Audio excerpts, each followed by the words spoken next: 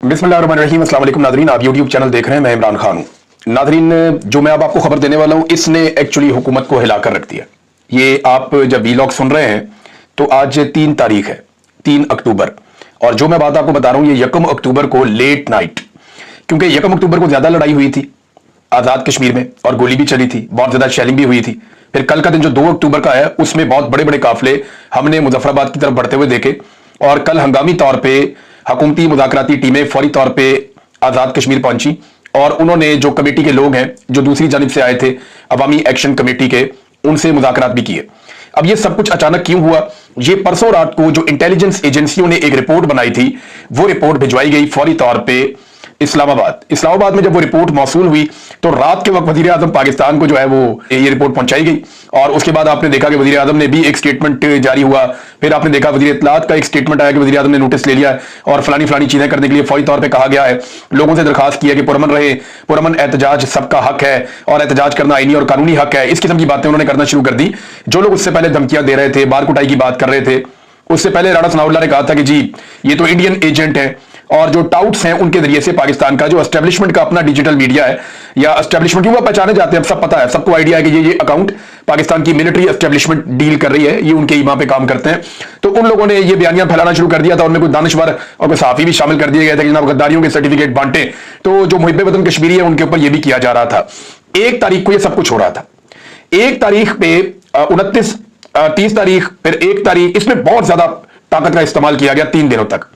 जब भरपूर ताकत का इस्तेमाल किया तो 1 तारीख को जो रिपोर्ट बनी वो रिपोर्ट भिजवाई गई, फिर वजीर आजम को होश दिलाई गई, तो उसके बाद ये स्टेटमेंट आता है। और मेरी इतला के मुताबिक ये स्टेटमेंट सिर्फ वजीर आजम के नाम से जारी किया गया। वजीर आजम जो है वो भी इस तरह का स्टेटमेंट इस तरह जारी ना करते, लेकिन हालात इतने खराब हो गए थे कि मिलिट्री एस्टेब्लिशमेंट को यह फैसला करना पड़ा कि अब सियासतदानों को आगे करो।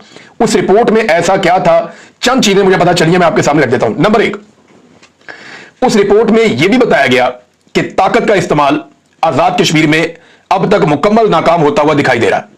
नंबर 2, यह भी बताया गया कि गोलियां चलने के बावजूद, लाशें उठाने के बावजूद, जख्मियों को अस्पताल पहुंचाने के बावजूद कश्मीरियों की तादाद कम होने की बजाय मुख्तलिफ जगहों पर बढ़ती है। तीसरा, उस रिपोर्ट में यह बताया गया कि एक दिन गुजरने के बाद अगले दिन जुम्मा आ रहा है और जुम्मे वाले दिन आजाद कश्मीर में लोगों की बहुत बड़ी तादाद मसाजिद में जुम्मे की नमाज पढ़ने जाती है, और जितने भी उलमा इकराम है वो अवामी एक्शन कमेटी के मुतालबात के साथ खड़े हैं। और जुम्मे वाले दिन जो तहरीक शुरू हो जाएगी या जिस तरह अवामी रद्द-ए-अमल आएगा उसको कंट्रोल करना इस वक्त हुकूमत और हुकूमती कारिंदों के लिए मुमकिन नहीं होगा। फिर इंटेलिजेंस मुकम्मल तौर पर नाकाम हो गई, वहां पे जो सिक्योरिटी फोर्सेज मुकम्मल तौर पे नाकाम हो गई। लोगों ने सिक्योरिटी फोर्सेज के लोगों को ना सिर्फ फैंटी लगाई बल्कि जहां जगह पे लोग काबू आए उन्होंने वापसी का रास्ता दिखाया कि यहां से वापस जाओ। यानी जो बंदा सरेंडर कर देता था या पकड़ा जाता था उसको बिल्कुल आजाद कश्मीर के शहरियों ने नहीं मारा, बल्कि उन्होंने उनको रेस्क्यू भी किया। पुलिस के जवान जो शहीद हुए उनके बारे में यह क्लेम किया गया दूसरी जानिब से कि ये एफसी की या जो सिक्योरिटी फोर्सेज है उनकी फायरिंग से शहीद हुए हैं, लेकिन अब यहां से कुछ और बात की जा रही है। लेकिन उस रिपोर्ट के अंदर यह बताया गया कि कत्लो गारतगिरी जो हुई है, जितना टॉर्चर किया गया है, जितना यूज ऑफ फोर्स किया गया है, वो सारा जाया गया। अगर जुम्मे वाले दिन ये लड़ाई जुम्मे वाले दिन तक चली जाती है तो फिर इसको जीतना तकरीबन नामुमकिन हो जाएगा।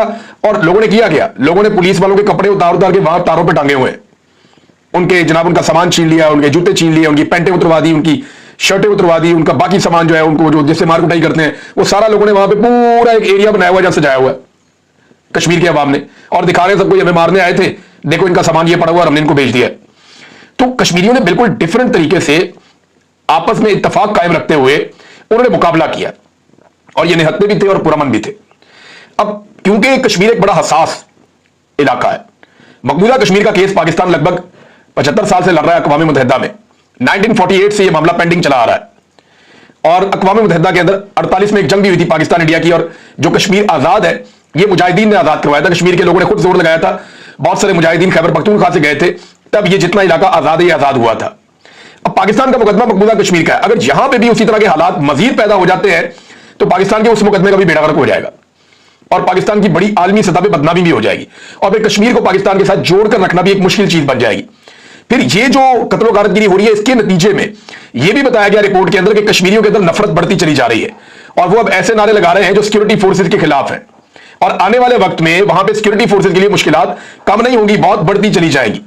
अब जब इन सारी चीजों को इकट्ठा करके पहुंचाया गया तो परसों रात को पहला स्टेटमेंट आता है, हुकूमत की जानिब से पैंतरा चेंज किया जाता है। अगले दिन यानी कल राणा सनाउल्लाह साहब का स्टेटमेंट आता है जो एक दिन पहले कह रहे थे कि जनाब ये तो